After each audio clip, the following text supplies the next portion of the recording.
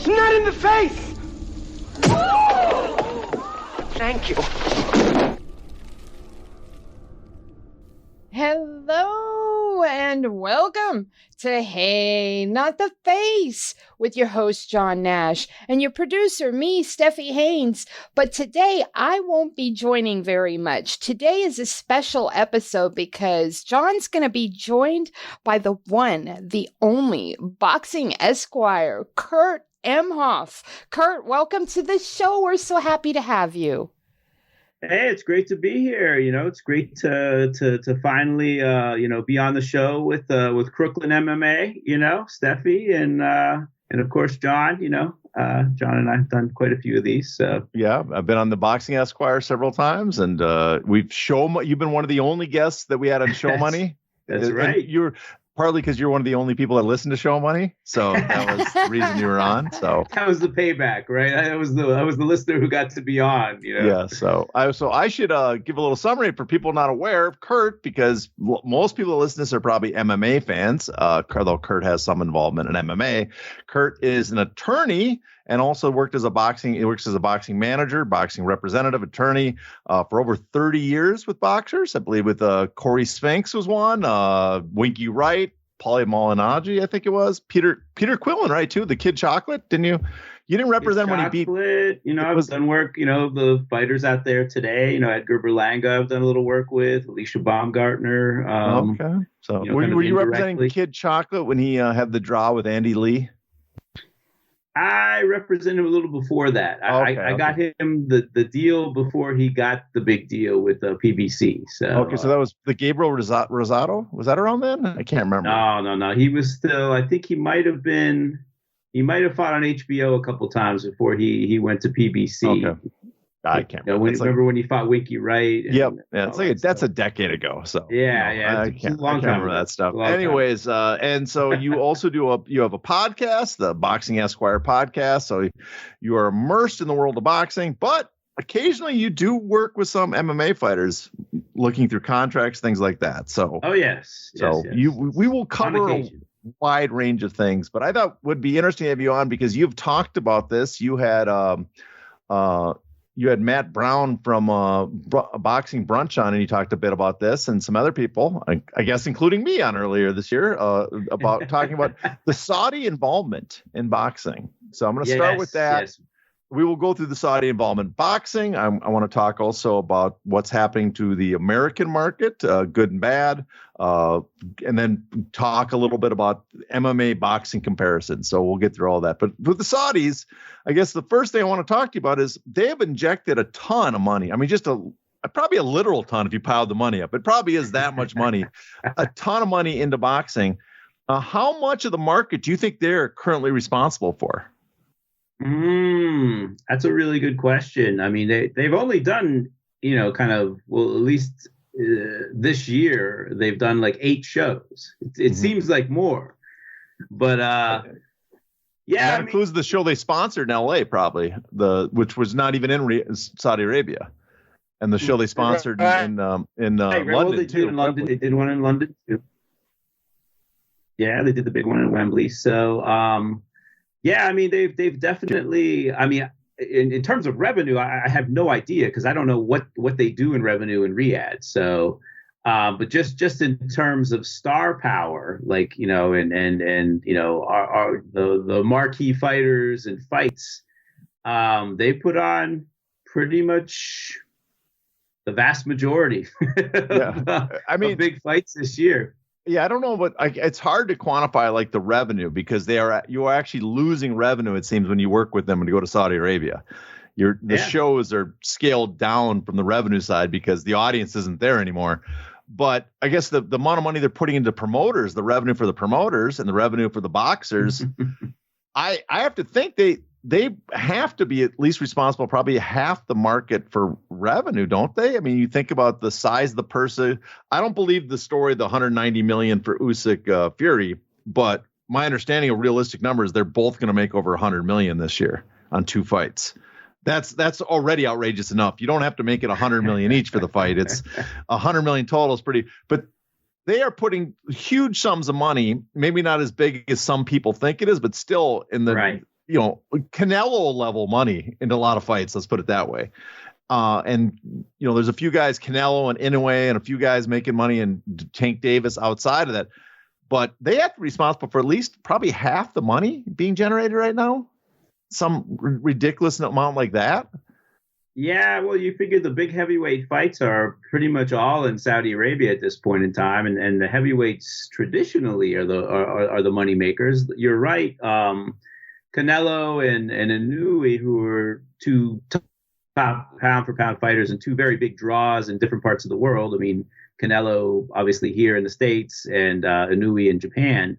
So those guys are still drawing big gates and making money and selling pay-per-views. But yeah, outside of those two guys, name somebody who hasn't been fighting in Saudi Arabia. Yeah, I mean, Tank Davis is the only other person. Well, Tank, fair enough, but he fought one time. Yeah.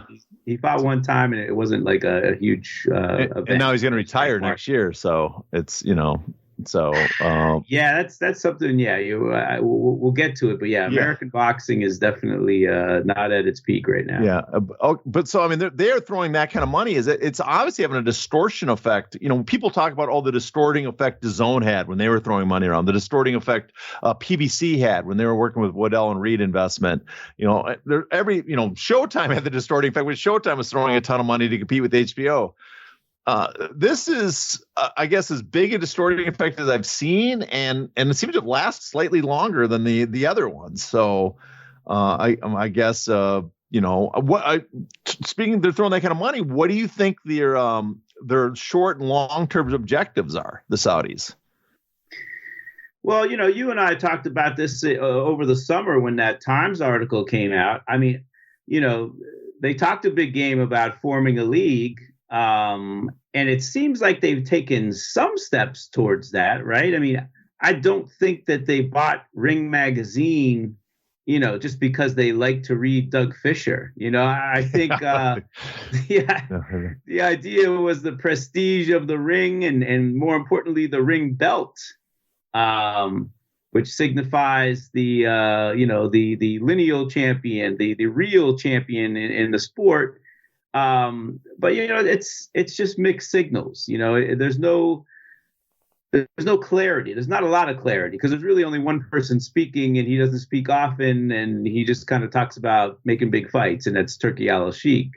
He hasn't really. I mean, he say, yeah, we want to get the boxing league going, but the only real, enunciation of a plan was that article that came out in the Times. And you and I discussed that at length. But in terms of, are they signing fighters? They talked about they wanted a league of 200 fighters. Have they gone out and signed a bunch of fighters? Like you said, I had Matt on, Matt Brown from Brunch Boxing. And Matt was saying that because of the way Turkey's kind of conducting business, where he's going directly to fighters and not through promoters at times, you see a lot of the promoters re-upping with fighters, making sure they've got, pen to paper and ink these guys so that, Turkey doesn't kind of steal them out from under them. So, it's interesting, he's still talking about the league. He's made some steps, he did that whole thing with Fight Facts, which was really weird. Bought the ring. There was a lot when that article came out, and a lot of his moves seemed like this is a guy attempting to monopolize the sport. Right. That's what it really felt like. Is that, the people were wearing the New York Times had an article. Was it New York Times or someone? There was two articles about it. It was the Times had the more detailed one. I think AP also had one. Well, they talk about they're going to have 16 fighters per division. So there'd be the champ. You're talking about the champ and the 15, even though because they weren't going to do a true tournament. That wasn't what they're talking about. They're going to have a champ and 15. They go, well, that's the rank. That's how boxing ratings functions. The rating systems. You have a champ and you have the 15 titles. Top 15, right? Top 15 contenders in place. It's like that's what it seemed like they're lining up, and they're going to get all these promoters to work together, and they're all going to work together.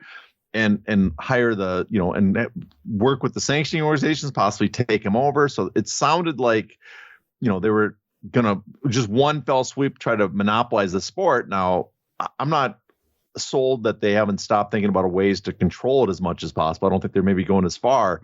But one thing I have a question is about these promoters being turned off and making sure they're under contract with their boxers. It seems the promoters that are more offended are the American promoters. I mean, Al Heyman, PBC guys are not working with them much, and Bob Arum is the one that got upset about Anderson, them going to Anderson behind his back, right? Wasn't that the case?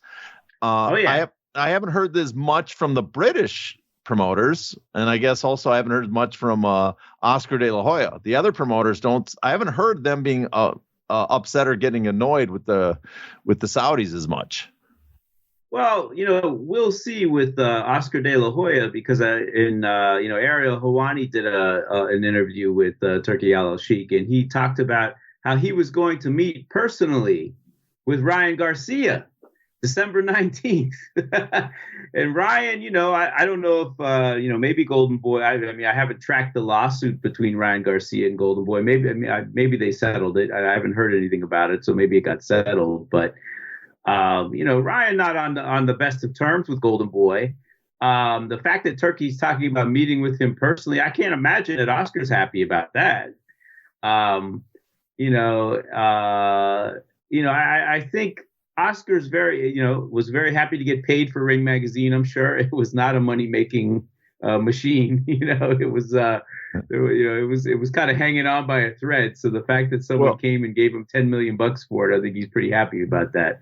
Well, I want to come back to sanctioning organization, because the Ring is that's one piece that does say that they have more in mind than just putting on events. The purchase of the Ring, but the other part, it's still I have questions like Arum said they want to have their events in Riyadh now instead of all over the world, which kind of makes sense. But it's like, what is the objective here? Because I understand the idea of sports washing is to improve your image, but of all the sports, boxing is the one that probably doesn't improve your image, right? And I don't see them turning Riyadh into the new Vegas where people want to fly there and hang out. And, you're not going to be gambling and drinking while watching the fights.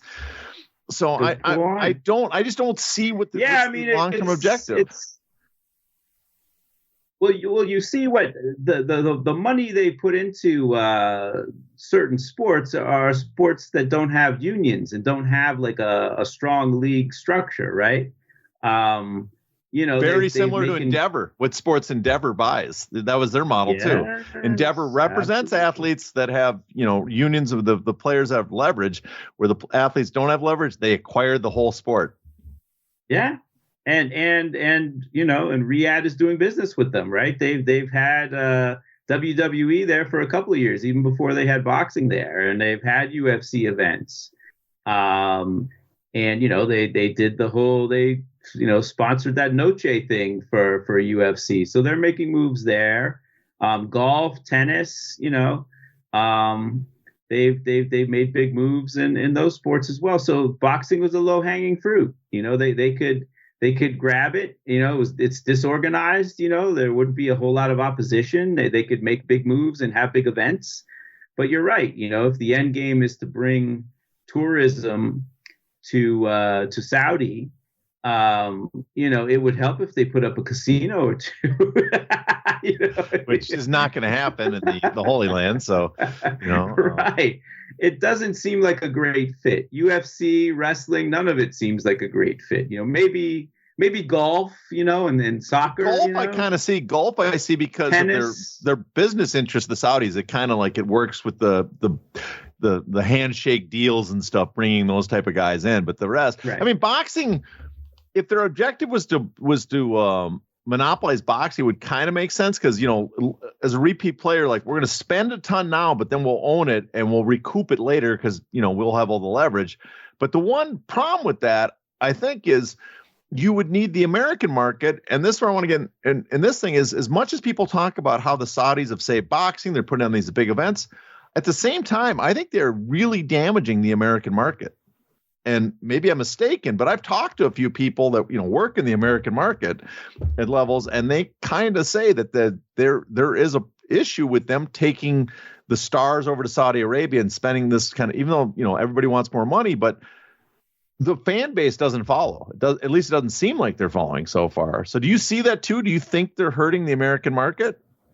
I think they're not only hurting the American market, they're hurting the UK market too. And I've heard that complaint that Eddie Hearn's cards have been garbage in UK, and like he's not, he's taking all of his stars and putting them in Saudi. So it's hurting on both sides of the Atlantic.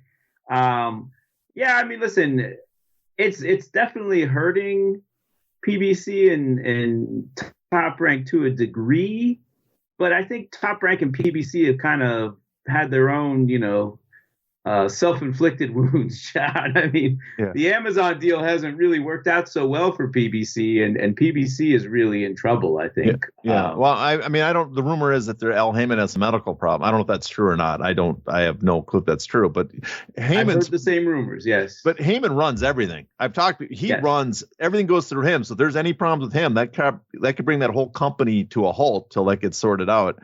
And we know we've talked about Bob. He had this ESPN deal and he didn't really do much with it. He just collected the checks and put up, for the most part, he had some good fights. For the most part, would just threw junk on and collected a license fee. It seems like. So now, but that's part of the problem is you've lost HBO, you've lost Showtime, you've now losing Top Rank ESPN. I heard lost Fox. Yeah, lost Fox. I heard from people in the industry that when you add that up plus the pay-per-views they provide, you've basically taken $300 million out of the boxing market for paying boxers. So, the broadcast fees and the pay-per-views that come with those networks, that's gone now from the American market. And that's where I think it's the Saudis, they're kind of saving the market, but also killing it is the money now is in Saudi Arabia. Guys are signing to go fight on DAZN or in Saudi Arabia. No one in America is watching DAZN. So they're out of sight then. No one's, thankfully the fight fell through, but Virgil Ortiz versus Boots Ennis in Saudi Arabia, what market what you're killing, you're taking away from the chance to the market for those two guys are here in the US and they're not stars yet. You'd think you'd want to develop them first. And so that's what I'm hearing from people is that's what's killing it is that it's not just the Saudis are throwing money. It's that they are taking people out of the American system and on American TV and stuff. And we're losing, maybe not the hardcore fans, maybe they're ecstatic. You're getting events in Saudi Arabia they can watch, but the second tier that if you don't remind them what's going on, they are not tuning in. Yeah, it's not good. It's not good. I mean, ever since, like 2018, there was a big explosion of money too, right? When Top Rank got their ESPN deal and DAZN came into the market and threw a ton of money at Eddie Hearn, and then eventually PBC got their Fox deal and had that combined with a Showtime deal that got hopped up a little bit. Those were kind of the banner days, but it was also kind of splintering of the market for boxing because HBO had kind of consolidated the market and you had all of the promoters competing to get, their best fights and their best fighters onto HBO. And now each individual promoter had their own deal, and making fights in between, networks and just put another layer, of roadblock to making big fights. And it seems where like HBO and Showtime had boxing people running it that would approve fights. The newer generation had let's hand it to the promoter and let them put it together. Right. Yeah. Let Bob curate it. Let Al curate it. Let Eddie Hearn curate it. And they're going to focus on their guys and focus on keeping it in-house as profitable as possible. Right. They're going to make the best fights they can, preferably in-house, or their guy in a 10-1 fight against someone else, and collect the check and collect the money. So boxing was kind of ripe for a shakeup. I was told, a few years ago, there were many people telling me, hey, you know what, this industry's a shambles, and it wouldn't take much for someone to come in and roll it up. Well, here come the Saudis. What people miss too about the rolling up of boxing is they look at the Saudis throwing this money and they go, oh, it costs too much to get all these boxers. But you forget, boxing, as we know, as both of us are nerds that read like congressional records and stuff like that about the history of boxing, it's a top-down sport. almost, MMA is the same, but MMA's got the UFC kind of rolled everything up already. But boxing's top down. It's people are like, oh, the money you have to spend. No, you really just got to spend a lot of money to lock up the top guys, because then everything falls into place because everybody wants to then fight that top guy. And then you have the influence. And so I think for boxing, it's not, they're spending a lot, but it's not as expensive it would be to roll up some other sport where, there'd be leakage. You just pay the top. If you sign the top 10, 20 boxers, all not in one weight class, all across multiple, the next tier are easier to get, the next step down the ranking. So it's been a sport that long looked like it could be, it didn't look like it'd be rolled up because there are stuff like, competition, multiple promoters. And that for us in America, this is expensive. For the Saudis that are willing to apparently blow a ton of money on a short-term basis, it's not a lot, but it does seem like a ridiculous amount of money. But also we have the Ali Act here. And now I wonder how it's never been perfect, the Ali Act, but it has worked in some degree. It's prevented anybody, since it was passing, no one in America has really gotten close to monopolizing the sport like, Arum and King did in their weight classes back in the 80s.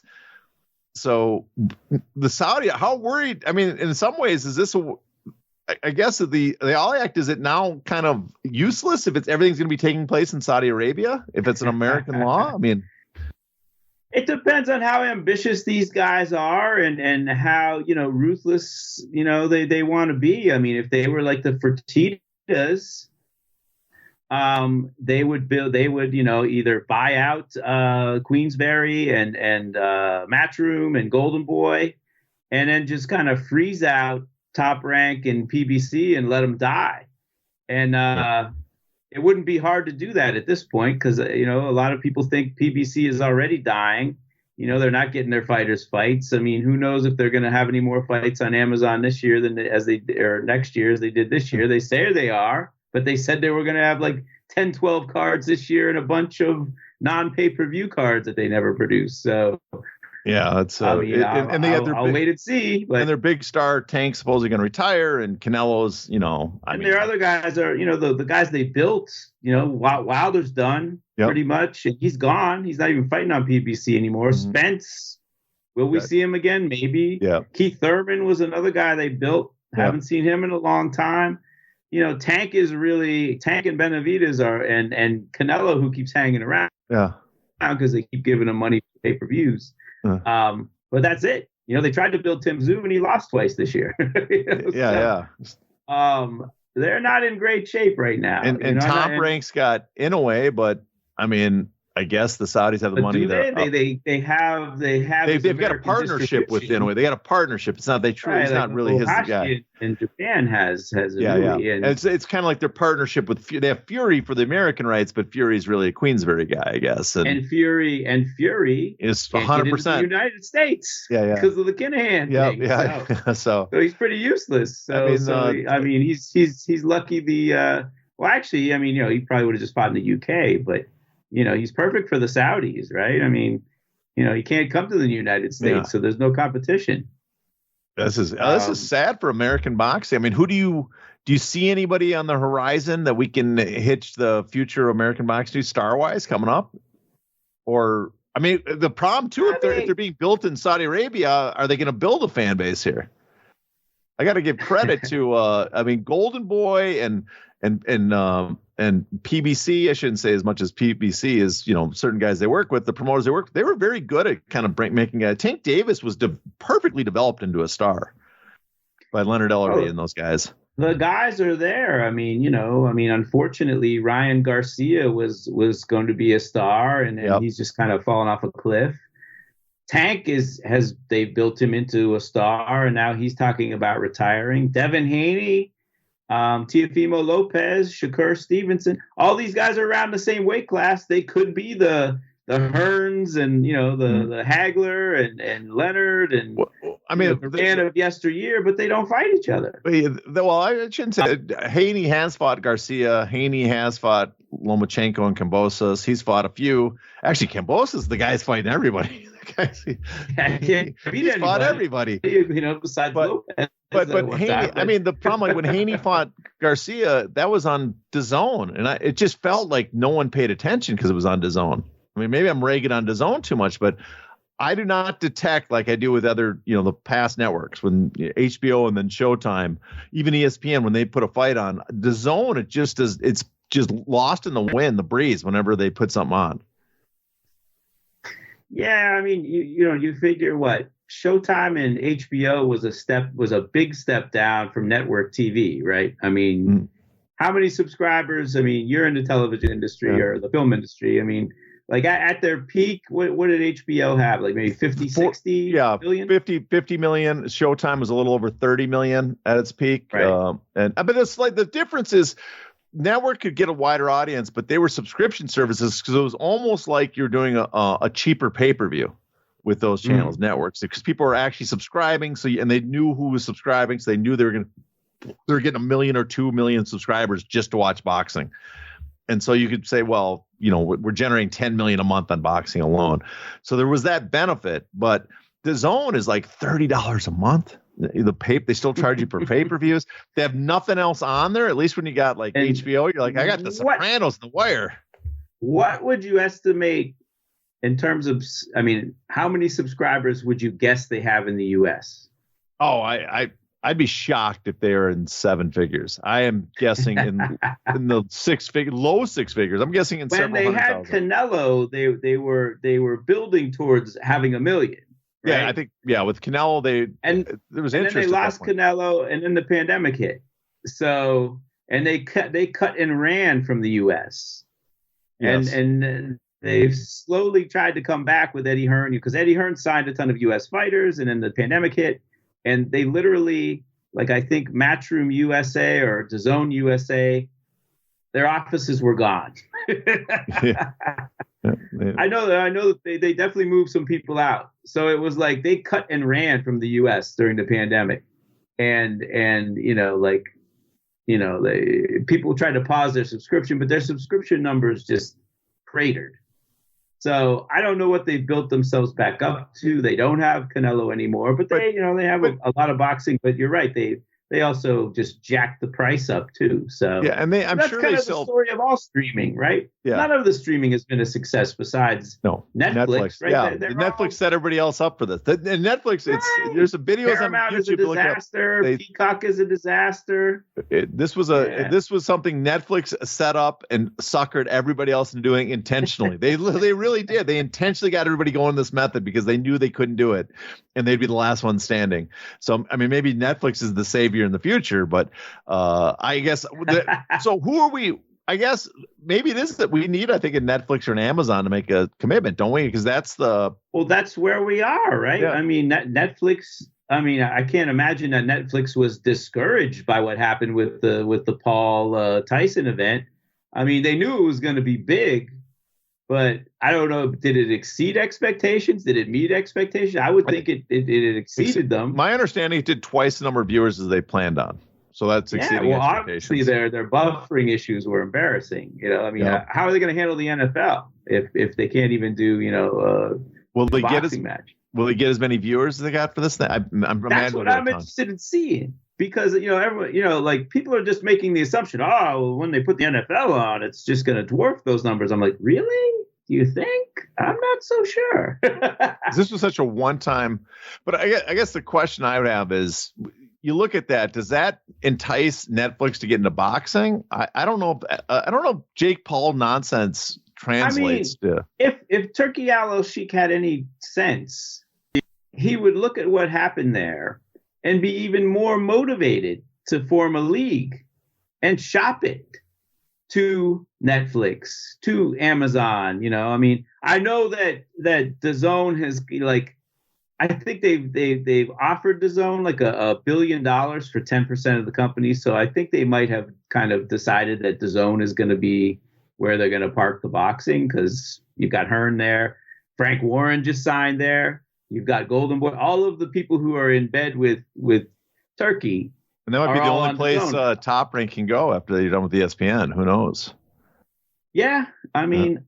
I don't know where they're going to go. I mean, it doesn't seem, all indications are we're like months and months away from it ending, but that ESPN is and Top Rank is going to look elsewhere, and ESPN. The rumor I heard was, and I don't know if it's, again, people don't quote me on this, but a rumor I heard is they got a Dana White like boxing, like his Contender Series, but for boxers, set up as a replacement for Top Rank. No one's going to watch that. No, I don't. It'll be cheap content. I think that's the key. You know, who knows? I mean, but Dana White might be able to draw a bunch of Dana White UFC fans over to look at boxing. Didn't he do something like that? He already did. Bombed terribly. Yeah, exactly. Like no one's gonna care unless you've got some really good boxers on there. So I mean, but I see. I would love for Turkey. He's blowing money. Like when he did the Ngannou Joshua fight, or even this upcoming Usyk Fury fight. I don't know what they're selling in the U.S. because there's really no presence here. I would love for him, to contact Netflix or something and say, here, we're giving you the fight for free and just see how well it does. I think that would just if we're going to blow money on this shit, and especially it's supposed to be an ad campaign for Saudi Arabia. There's your ad campaign. But, let's see the numbers. You could sell. That is my thing. I said that, I think when I on a couple of podcasts, or maybe with Eric Raskin, we were talking about it, and I was just like, he really needs to do what Heyman did initially. If you've got all this money to burn, and you're only charging $20 for the pay-per-views in the US, and they're still doing like abysmal numbers, like why even bother? Like just put it on, a network TV, or like you said, put it on Netflix, put these big cards on Netflix and show these networks what numbers, can be done. When you put on, Major League Boxing. Yeah, because I think the one thing that could maybe take off if you get the right two heavyweight boxers, even if Fury and Usyk are not really American stars, but I think if sold right, just the people hearing a heavyweight championship of the world in boxing would just draw a bunch of casuals. If you had something like Netflix behind it, I don't think it would do the Jake Paul, Mike Tyson numbers because Mike Tyson is just special. Right. But I think you'd be shocked at, how large of audience you get just randomly tuning in to see the heavyweight championship. Oh, that's the thing. Why is Mike Tyson, like this star, at almost 60 years old? Like, why is he still, has this allure? It's because he fought a ton of times on HBO and fought on the networks and fought where people could see him, I don't remember Mike. It wasn't until Mike got like really big. Actually, it wasn't until he got to Showtime, I think, that he started fighting on pay-per-view. I think everything else was on regular HBO, right? No, you watched every one of his fights on regular HBO. I think you might be right. I'm trying to remember when his first pay-per-view was. It was like probably Ruddock. Right. Was that his first? I remember seeing that on closed circuit. I know Buster Douglas wasn't definitely. I watched that on TV. Like, it was on HBO. It was at HBO daytime. It was a daytime from Japan event. Right. Because it was, right. or no, it was nighttime. It was daytime in Japan. Because remember, it was the dome was like light. It was in the Tokyo Dome. So yeah, I mean, like we're old. We're not going to get away from it. But I mean, it's like every other sport. Other sport. The NBA, NFL. Like it's where people can see it, and that's where boxing lost the plot. Well, but to be fair, boxing in the old days was on TV, but the big fights, because it's such an event, because the big fights outsell so much. Even more than like the super, even it's a bigger difference between the Super Bowl and the league games, a big boxing match versus just a regular Tuesday night fight or even Saturday night. The big fights have always been like pay-per-view. Before that, closed circuit. There was only the very biggest fights. Yeah. But there was always a few fights per year. Yeah, there's a handful, basically the Super Bowl of every year.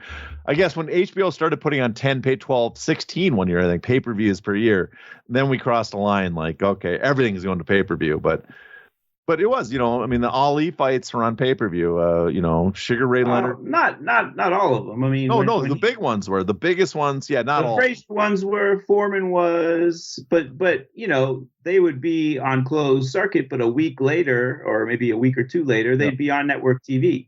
And back then, we were okay with that. I mean, back then, the NBA finals weren't even live. Yeah. Those were, I didn't watch the pay-per-views back then because I was a kid. Tape them and show them at a later because they didn't have the internet, so you wouldn't know the result. I'd have to go to my friends always a week later to watch the boxing matches, the rebroadcast. So I'd stay up when Hagler fought Leonard.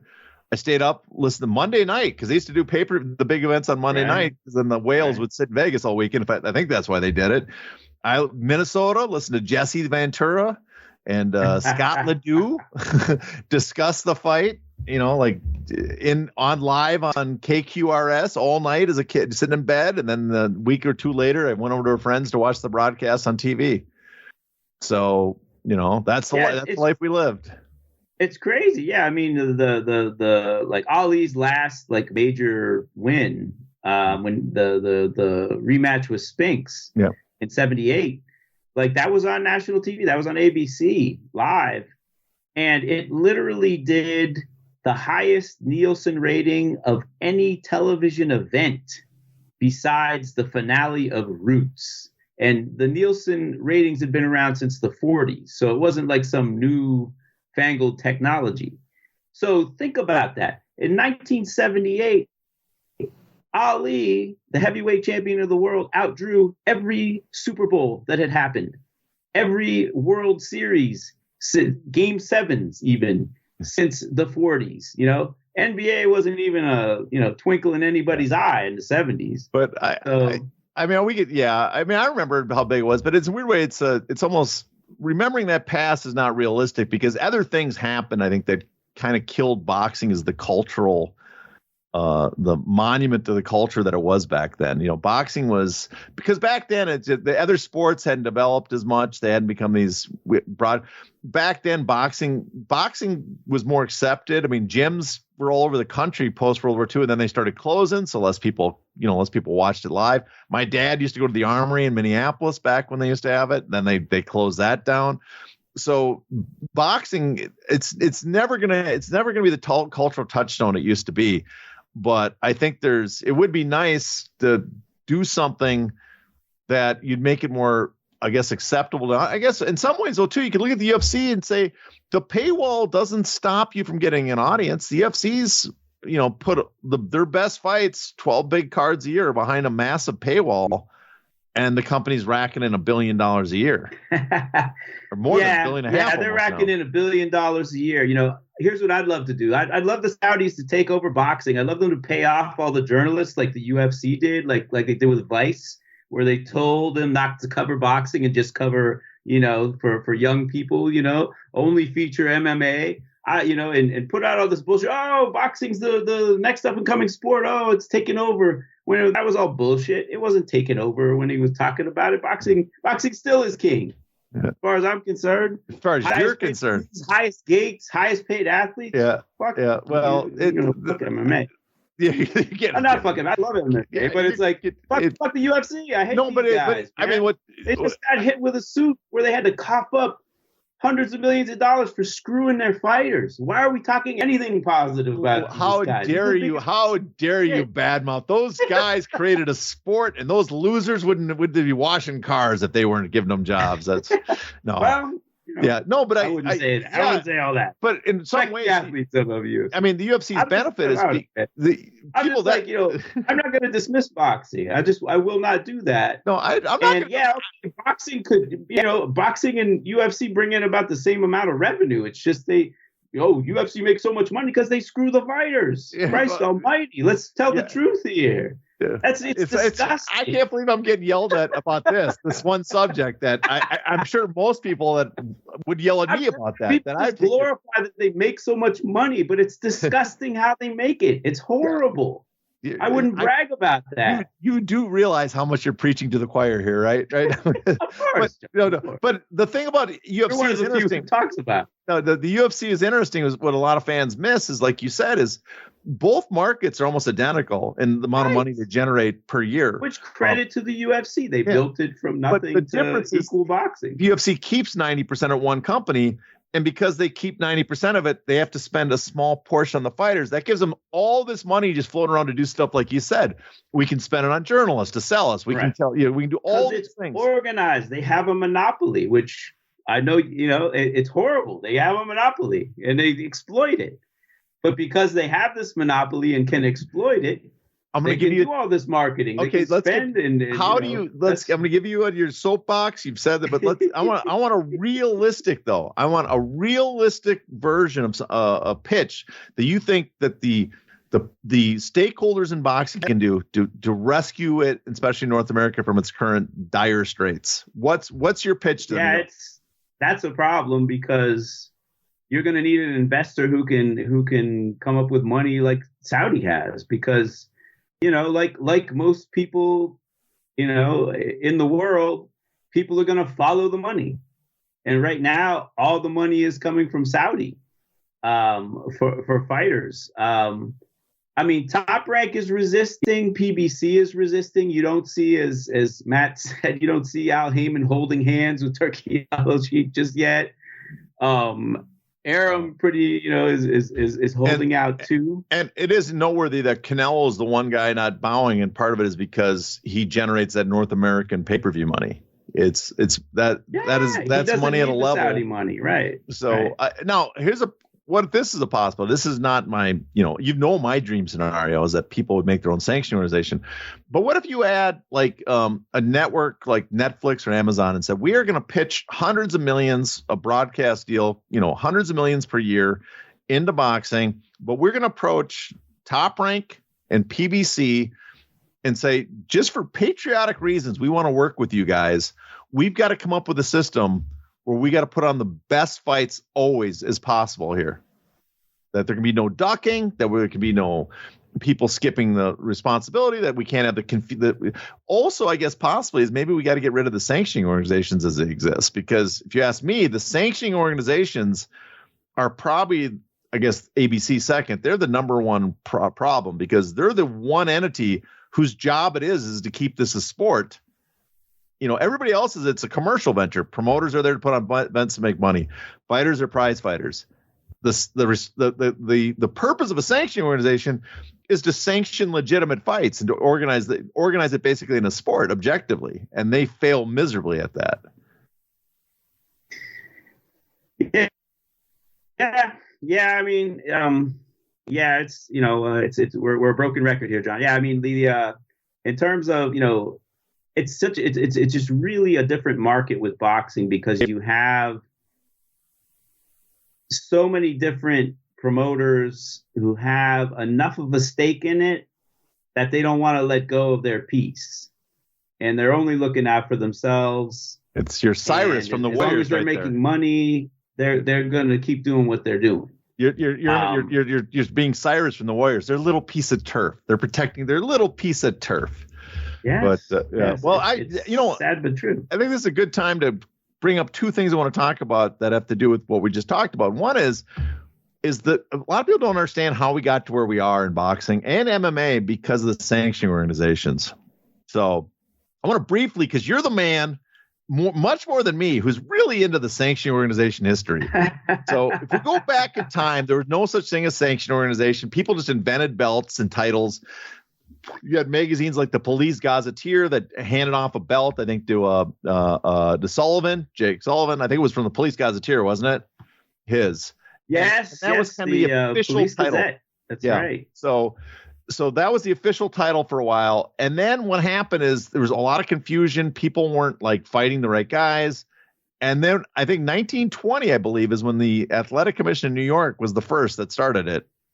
An actual sanctioning organization. So I'm going to let you take over briefly and just give us a brief summary of how we went from the first sanctioning organization to suddenly having four of them now. It's not sudden, but it's a natural. Yeah, listen, in terms of sanctioning bodies, you go back to the bare knuckle days. Let's keep it where you put it. And in the 20s. Yeah, I mean, there was actually a guy named William Levin, I think was his name, who's this guy who started out in the I think he was initially in the Pelican Club, and then the other club in the Sporting Club in England that was basically a sanctioning body that turned into the British Boxing Board of Control. But he came to the United States with the idea of starting something similar. And he he initially started a sanctioning body that I forget the name of it. It had like, the Army, Navy, something, in it. And they tried to sanction the Dempsey Willard fight, and they did, but Dempsey was so dissatisfied with it because I don't know if you remember, like no one heard the bell at the end of the first round, and Dempsey thought he had a first round knockout. After 7 knockdowns or something ridiculous. Everybody out and say, no, it was going to be round 2. So Dempsey was very upset about that. He said, they couldn't even handle, this fight. How are they going to legislate all the boxing? So Levin came back to New York and basically worked on getting boxing going in New York. They were able to get a Senator Jim Walker involved, and they managed to get the bill passed, and they got the commission going here. But unfortunately for Levin, they kind of aced him out of the commission. And his idea too was that he had his own like New York sporting club. He was going to start with Tex Rickard, and he was going to kind of get things going here in New York. But then Tex Rickard double-crossed him and made a deal with Madison Square Garden and became a big promoter here and worked with the commission and kind of aced Levin out. But the one thing Levin did was he also had a vision that, okay, we're going to have a New York commission, we're going to have a national commission. Or he was hoping that his thing that did the Dempsey fight was going to be like the overarching commission, but he was also there were going to be state commissions, and they were all going to get together and form like a commission, and then his commission would oversee that. Well, his commission never took off, but he did get the state commissions to all come together and form the NBA. Initially, I forget the number; it was in the teens of states, but for the most part, most of the states that had commissions and some cities that had commissions joined the NBA. New York held out because obviously they had that opposition with Levin, and they were a little too powerful to take orders from smaller states.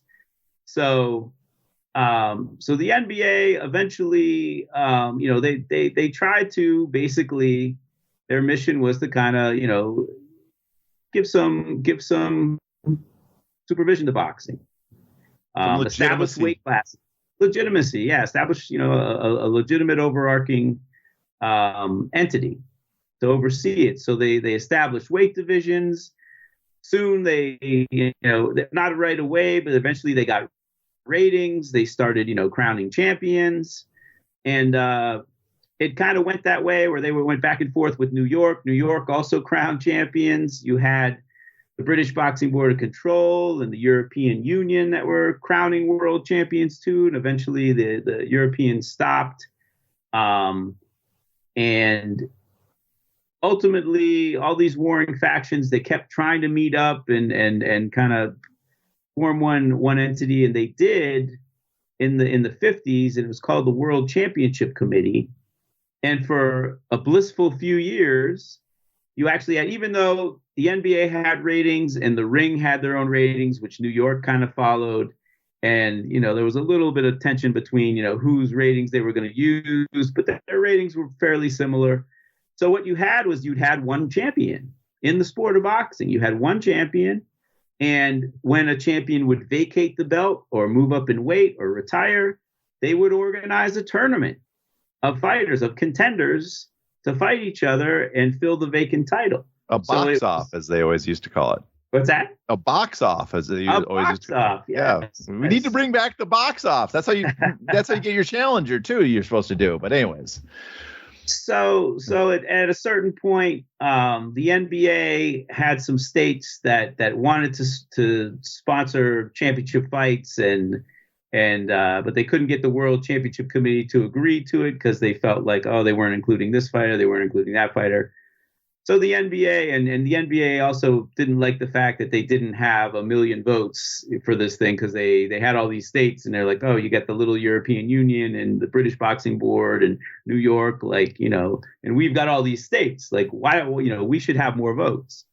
So eventually the bickering got to a point where the NBA pulled out of the World Championship Committee. And not too long after that, because there were complaints by as boxing started to grow around the world by other commissions in other countries that had joined the NBA but didn't have any say in it. So when the NBA decided to call themselves the World Boxing Association, very shortly after that, there was a faction. I know Mexico was amongst them, and maybe New York and some other countries. They formed their own the World Boxing Council. The WBC. I think it was 62 maybe that they broke apart. So now you had two sanctioning bodies. And for the most part, they didn't. I mean, the WBA stripped Ali when he first won the title because he had an immediate rematch with Liston, and they'd outlawed immediate rematches. But eventually Ali, no one cared when Ernie Terrell won. No one took it seriously. Yeah. No one took these sanctioning bodies seriously. Should be noted though, Congress wanted to ban automatic rematches because they thought that was a method of monopolizing a title. Right. Right. Yeah, so there was not, But and then at the same time too, isn't it true that the Ring magazine was kind of almost like the arbitrator between the two? Like the Ring kind of determined, because it followed the linear champion, that was kind of like the deciding vote of who's the real champion. To access the bonus content of this episode, you must be a paid subscriber. To do that, go to heynottheface.substack.com and subscribe today.